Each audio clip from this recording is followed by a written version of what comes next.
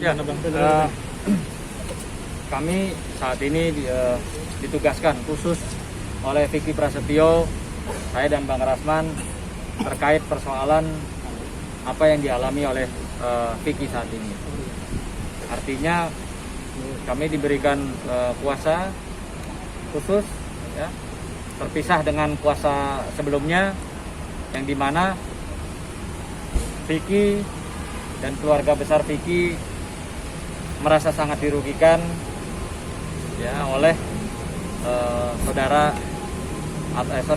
saudari Angel, sehingga kami nanti tentunya akan melakukan upaya-upaya seperti mencoba untuk melakukan komunikasi kekeluargaan maupun jalur hukum. Adapun yang kemarin kami sudah mencoba untuk mengupayakan, kebetulan saya tidak punya nomor kontaknya Ibu Angel, sehingga saya minta tolong melalui Mbak Putri, yang dimana Mbak Putri kebetulan sampai per hari ini tadi juga sama saya menunjukkan ada komunikasi yang baik antara Mbak Putri dan Angel, sehingga kemarin saya minta tolong untuk menyambungkan, untuk menjembatani saya ketemu dengan Mbak Angel. Namun demikian Mbak Putri menyampaikan bahwa saat ini kami belum bisa bertemu lah, belum bisa bertemu, berkomunikasi, sehingga niat baik dari kami selaku tim kuasa hukum Vicky dan niat baik daripada Vicky dan keluarga belum bisa bertemu untuk membicarakan bagaimana kasus ini ke depan. Ya, yang pasti karena ini kita bicara hukum dan Vicky juga saat ini ditahan atas nama hukum, walaupun dia belum sebagai terpidana, ya tentunya kita harus melalui tahapan-tahapan hukum, ya. Tahapan-tahapan hukum harus dilalui. Kalau memang nanti ke depan harus menjalankan persidangan, ya kita ikuti saja. Nanti kita lihat seperti apa di persidangan.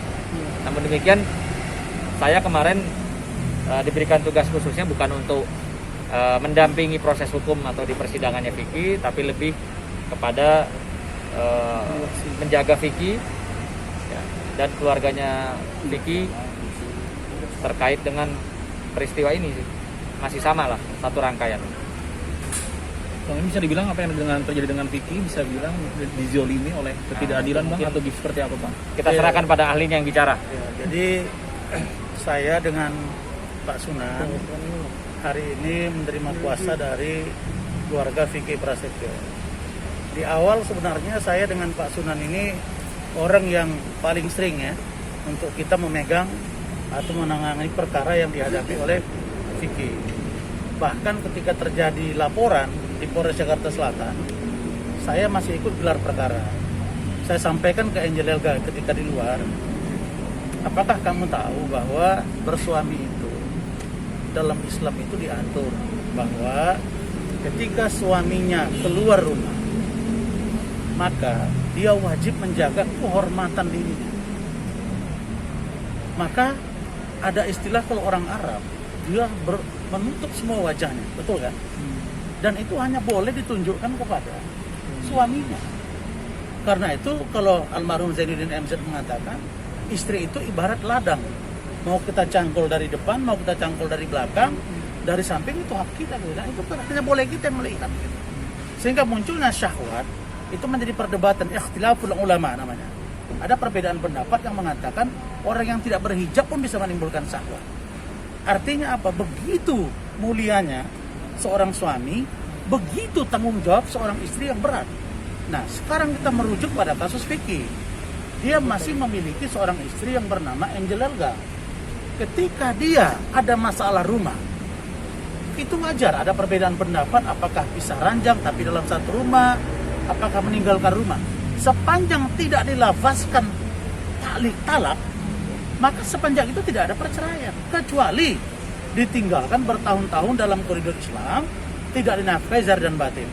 Nah, pada satu malam Vicky datang dia menemukan istrinya sedang berdua-duaan dengan seorang laki-laki yang bukan muhrimnya, maka harusnya menurut saya polisi membuat pendekatan sosiologis dan psikologis.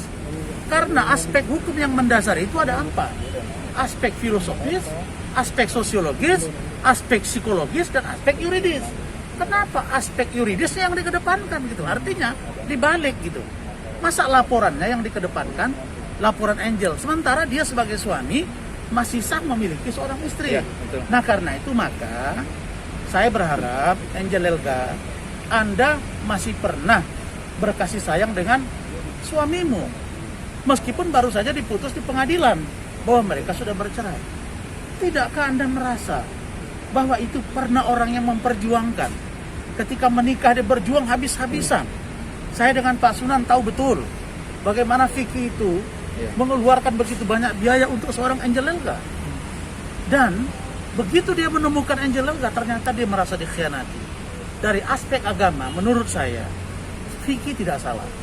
Karena dia menemukan seorang laki-laki dengan istrinya di dalam satu kamar yang bukan muhrimnya. Maka pada saat itu kalau di hukum Arab, itu pasti akan dilakukan hukuman yang setimpal. Bisa dilempar dengan batu, bisa juga dirajam, bisa dipukul kalau di Aceh dengan lidi atau dengan rotan dan lain-lain. Bang, berarti Angel harus mendapatkan hukuman setimpal juga gitu. Nah, menurut saya polisi seharusnya adil. Harusnya adil dong. Laporan Vicky jangan di SP3. Ini kemarin kita dapat informasi kan di SP3.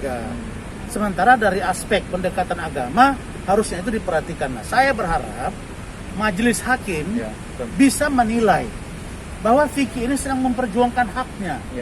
Sedang memperlihatkan kepada publik bahwa ada seorang istri yang diduga melakukan tindakan yang menyalahi agama. Jelas menyalahi agama.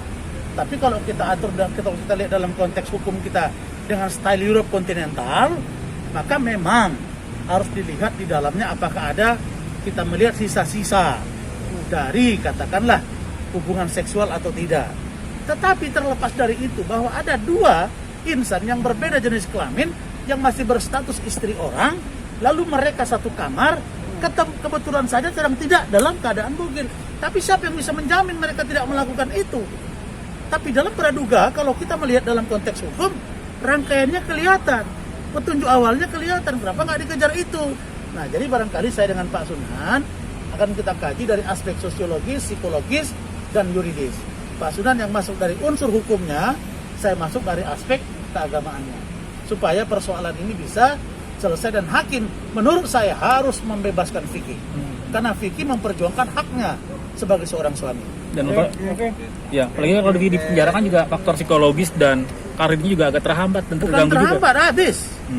Dia berjuang habis uangnya untuk menikahi Angel, kemudian begitu runtuh habis semua. Kalau saya tidak salah di salah satu TV swasta sudah ada program dia, The Real Vickinisasi. Itu batal semua itu, habis semua. Karena dia sekarang masuk penjara, hanya membela hak dia sebagai seorang suami. Bang, oke Bang Sunan, hari ini katanya Baby mau ke Polda untuk mendatangi Polda ini Bang. Siapa? Baby katanya mau mendatangi Polda. Baby Bang katanya Bang, hari ini akan mendatangi Polda. Adiknya Vicky. Adiknya Vicky Bang. Oh tadi sudah Dari keadilan. sudah ketemu saya. Dia sudah menandatangani kuasa tadi mana? Ya, kuasa. Itu yang saya maksudkan kuasa tadi. Dari Baby. Baby. Ya.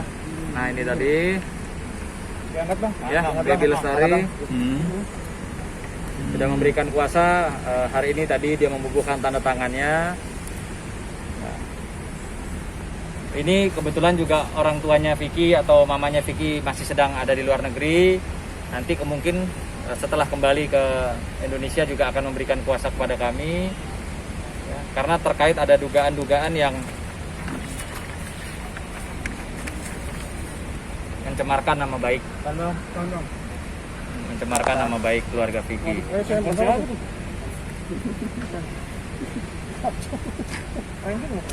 Siapa Bang yang mencemarkan Bang? Angel juga atau? Ya nanti kita lihat ya ke depannya. Kita sedang dalam kajian.